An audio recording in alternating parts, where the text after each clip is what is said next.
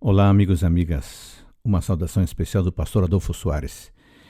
Nos dias desafiadores e preocupantes que estamos vivendo, muitas pessoas têm voltado a atenção para os eventos finais. Algumas pessoas têm lido a Bíblia, especialmente Daniel e Apocalipse, com certo temor, mas muita gente está demonstrando interesse em conhecer de fato como será o futuro.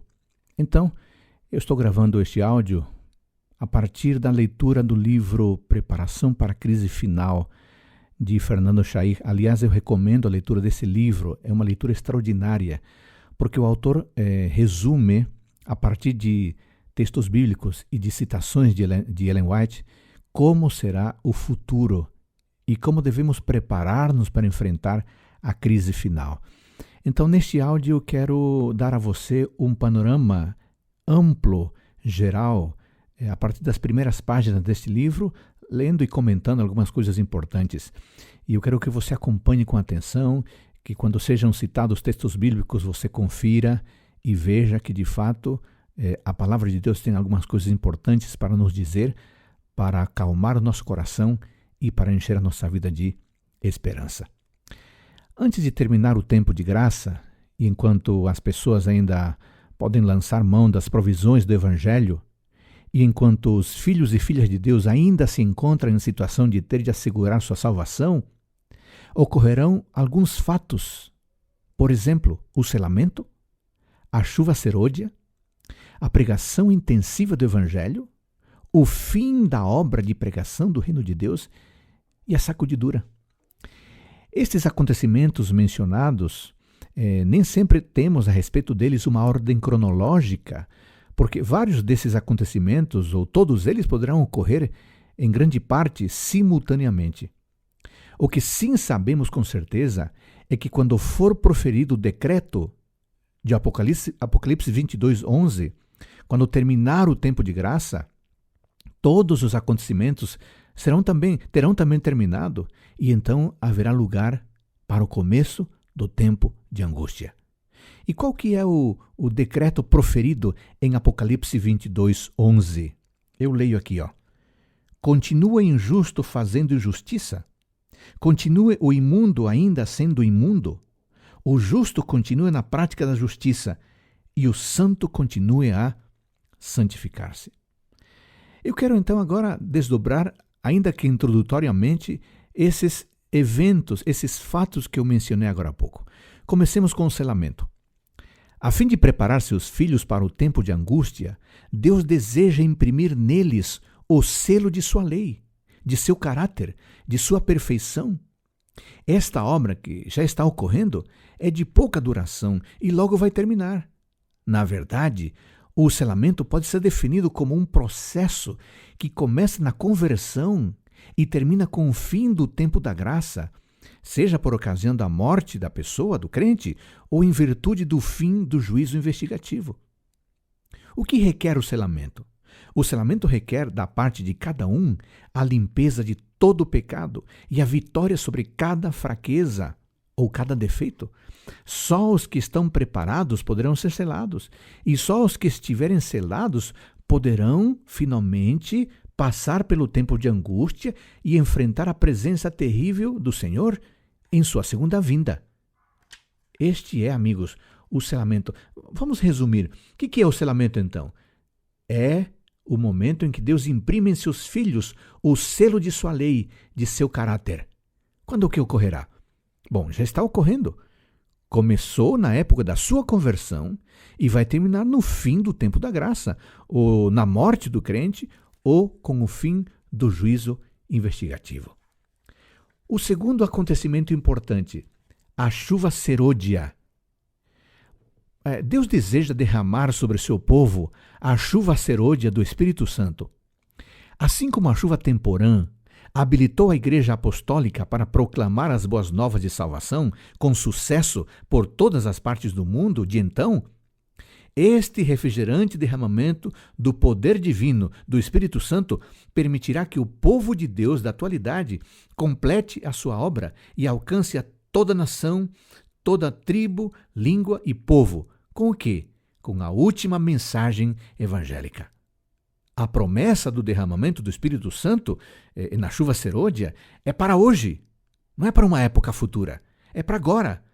Mas para que isso se cumpra, é indispensável, é necessário que a grande maioria das pessoas da igreja realize a sua completa consagração a Deus, libertando-se totalmente do eu, descartando o pecado, em qualquer de suas formas, e com humildade, com mansidão, com confiança, busque com todo fervor ao nosso Deus.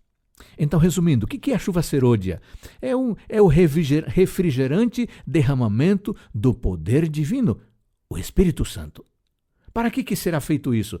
Permitirá que o povo de Deus complete a obra em todo o mundo, pregando o Evangelho com poder. Vamos então para um terceiro acontecimento, que é a pregação intensiva do Evangelho e a terminação da obra. Em breve, amigos, acontecerá a forte pregação da mensagem. Ao manifestar-se o poder divino, a terra será iluminada com a glória do Senhor, e a obra terminará de acordo com o plano e a promessa de Deus. Dentro das fileiras da igreja, dentro do grupo da igreja, deverá ocorrer um processo especial de reforma, de santificação, reavivamento e reforma, sendo o reavivamento uma reforma espiritual interna e sendo a reforma uma transformação do estilo de vida à luz da vontade de Deus, a santificação. Isso afetará a grande maioria dos membros da igreja. Por quê?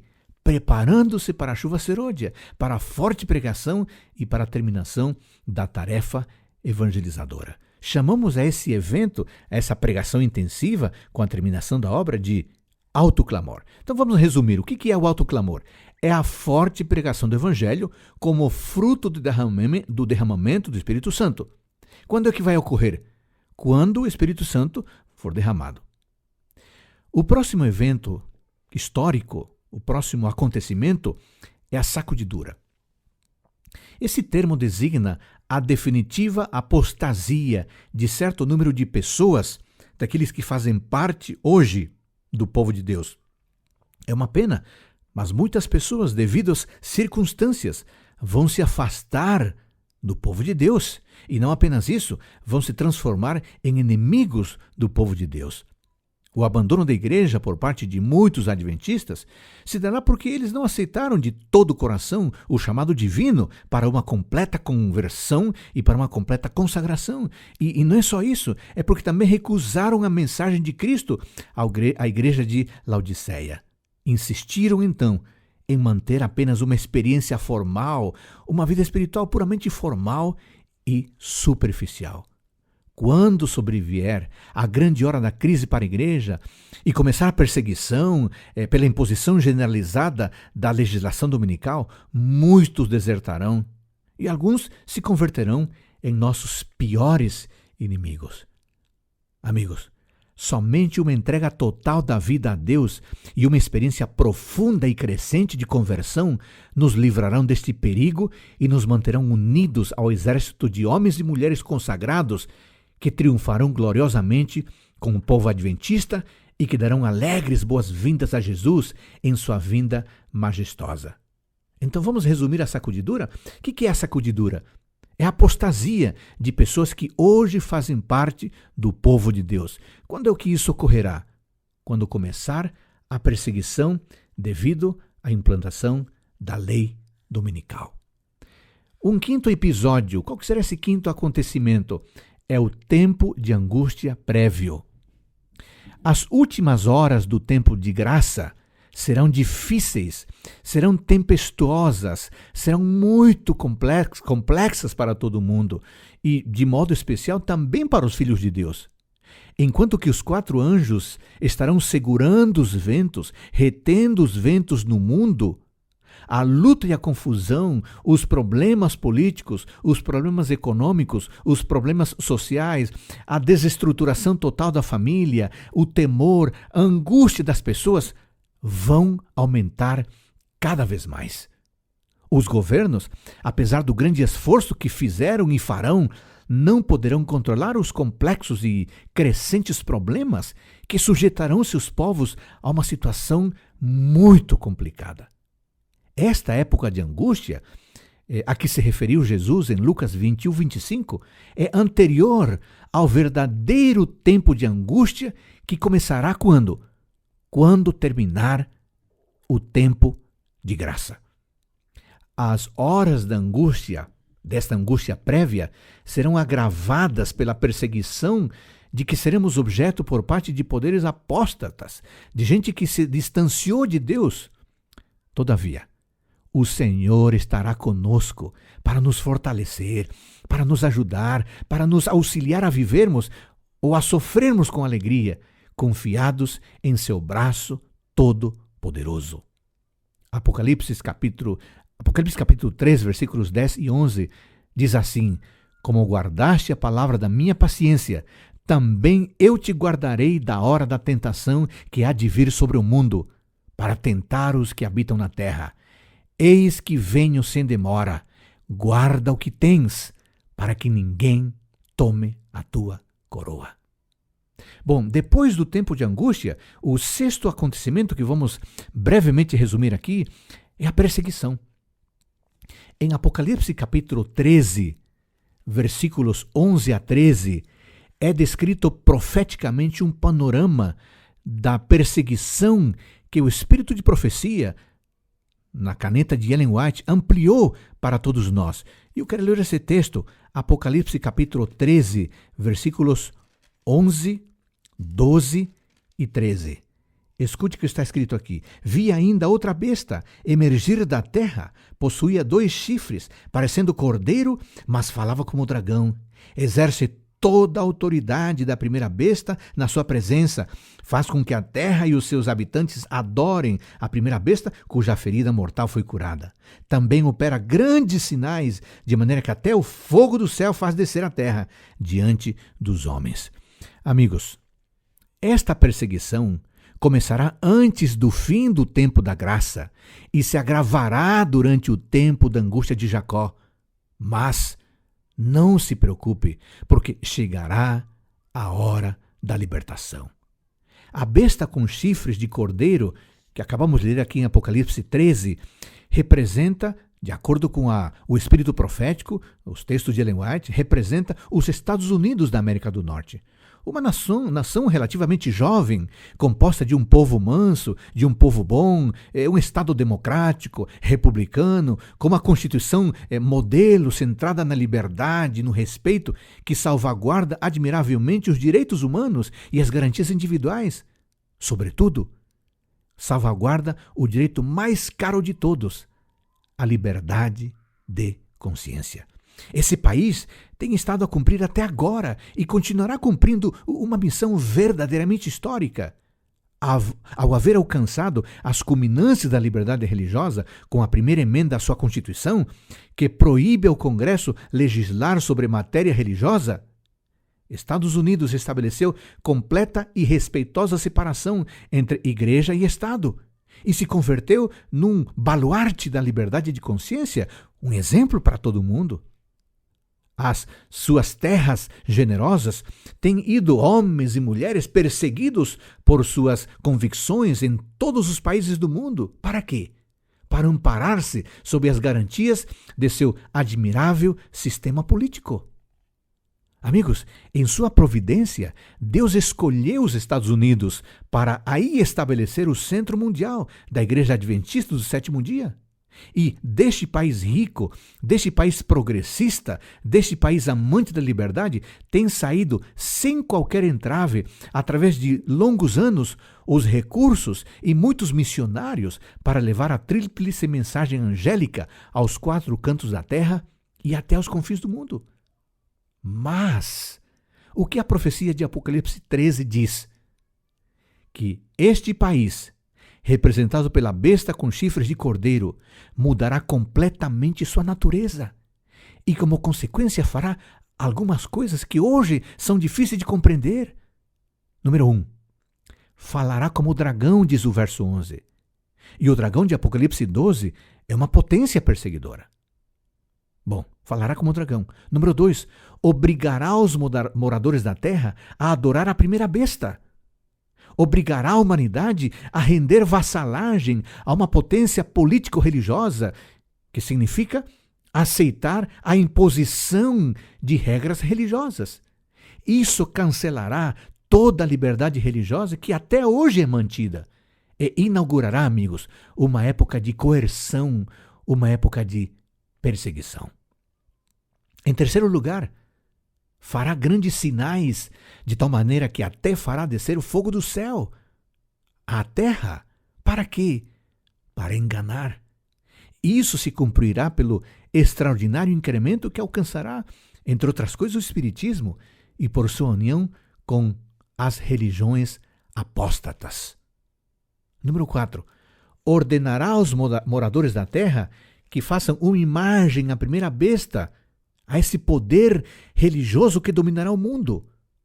Em quinto lugar, fará com que em todos seja colocado um sinal, o sinal da besta, e que ninguém possa comprar nem vender, a não ser que tenha esse sinal. O sinal da besta é exatamente o que tem sido proclamado. Nem tudo que se refere a esse assunto, claro, hoje é plenamente compreendido. Nem compreendido será até que finalmente e completamente seja aberto o rolo do livro, conforme profetizado no livro de Daniel. O que acontecerá, amigos? O que nós entendemos é que em breve as leis religiosas, algumas leis religiosas serão obrigatórias em todos os estados da União, nos Estados Unidos, convertendo-se praticamente em lei federal, em lei nacional. E quando essa lei se tornar federal, religiosa e obrigatoriamente em todos os Estados Unidos, os demais países do mundo terão o exemplo, o modelo dos Estados Unidos e vão promulgar leis idênticas, de maneira que a perseguição não será apenas nos Estados Unidos, aos filhos e filhas de Deus, será uma perseguição geral. Então, amigos, será esse o momento em que os filhos de Deus deverão preparar-se para sair das grandes cidades e em breve abandonar também as pequenas cidades. Bom, esses 5 aspectos são suficientes para dar uma noção geral de como a besta de Apocalipse 13, versículo 11 em diante, representada pelos Estados Unidos, vai se comportar é algo totalmente diferente do que hoje nós vemos. Bom, retomemos os acontecimentos. Já falamos de vários acontecimentos. Vamos agora para o 7º acontecimento, que é o tempo de angústia. Esse tempo é descrito em Daniel 12:1 da seguinte forma: naquele tempo se levantará Miguel, o grande príncipe, que se levanta pelos filhos do teu povo, e haverá um tempo de angústia qual nunca houve, desde que houve nação até aquele tempo. Mas naquele tempo livrar-se-á o teu povo, todo aquele que se achar escrito no livro. Quando começará o tempo de angústia? Irmãos, o seu início é com o término do tempo da graça. Todas as profecias terão sido cumpridas e terá terminado a sacudidura. Já terá havido refrigério pela presença do Senhor na chuva serôdia através do Espírito Santo. A pregação do Evangelho será concluída. E nesse momento, Miguel, ou seja, Cristo, o grande príncipe que intercede por nós no santuário celestial, se levantará e sairá do santuário, pondo fim à sua obra intercessória. Ele se despojará de suas vestes para cingir então seu manto real. O templo do céu se encherá de fumaça e ninguém poderá entrar nele. Os 4 anjos de Apocalipse 7, que até então estavam sustendo os ventos, soltarão esses ventos, de maneira que se desencadearão furiosamente todas as paixões humanas, e sobre os ímpios cairão as 7 últimas pragas. Será uma época de terrível agonia para o mundo, de açoites tais como nunca se presenciaram na terra. Não fosse o fato de serem essas pragas locais e não universais, o mundo inteiro ficaria despovoado. Conquanto os filhos de Deus não sejam afetados pelas pragas, para eles essa época será um tempo de angústia indizível, Em duplo sentido. Em primeiro lugar, por que um tempo de angústia indizível? Por causa da preocupação material, devido à perseguição desapiedada, desencadeada sobre eles. Embora alguns tenham de perder a sua liberdade e passem dias difíceis em celas, em calabouços, a presença de Cristo e de seus anjos converterá esses lugares em mansões de luz.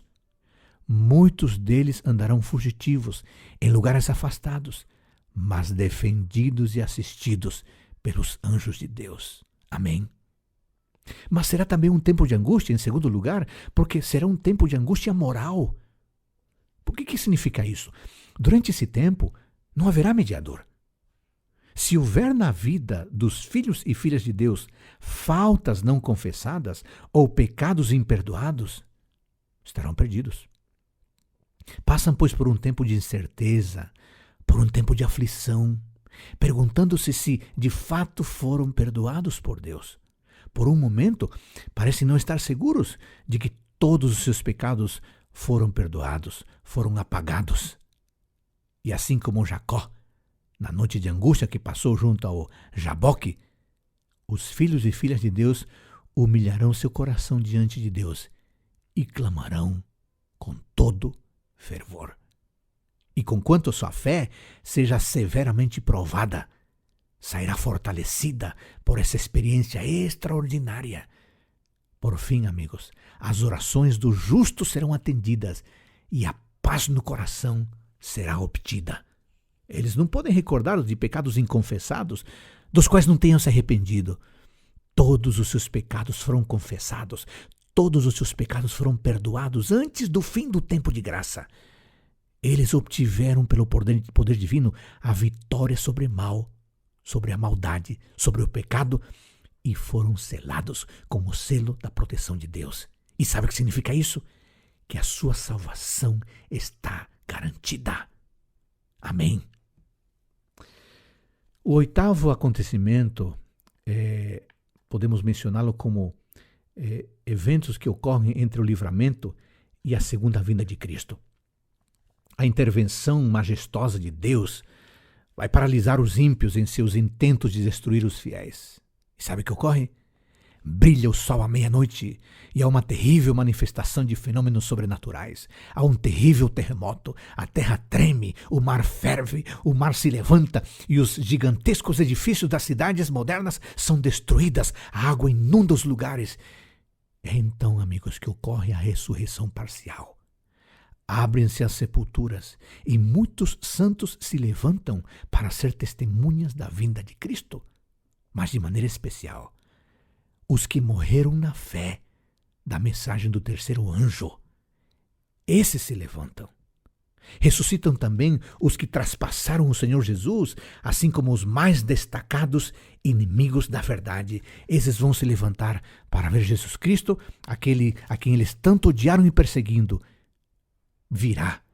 Esse Jesus Cristo virá em grande poder e glória.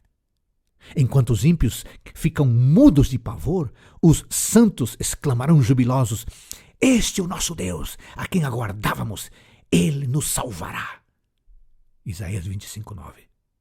Ao reconhecer que foram enganados, milhares começam a acusar-se mutuamente. Eles visam especialmente os falsos pastores dos rebanhos, que muita gente sincera se uniu a eles, mas agora eles perceberão que foram enganados e as espadas que haviam sido empunhadas contra os santos, então agora serão empunhadas uns contra os outros, entre os ímpios. Logo, os ataques se voltam contra a grande igreja, contra a falsa igreja, contra a Babilônia. Apocalipse 17:6, a qual será destruída e despedaçada. Em relação a esses acontecimentos, naquele instante, a voz de Deus proclama o dia e a hora da vinda de Cristo. Finalmente, o nono acontecimento, a aparição majestosa de Cristo.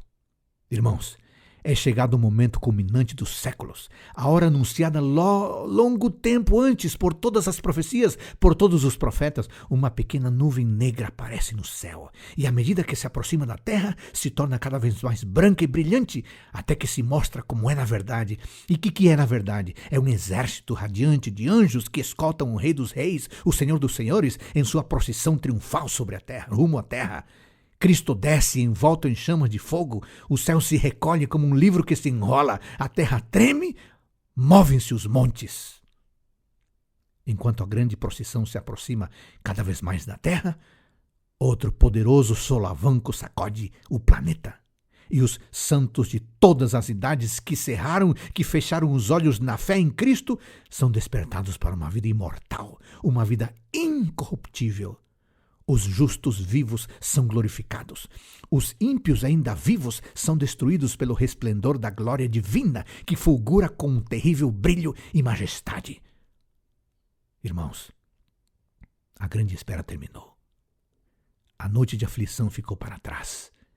E então, toda a família de Deus na terra, redimida pelo sangue precioso do Cordeiro, está reunida com o seu querido Senhor e Mestre, e com o amoroso Pai Celestial.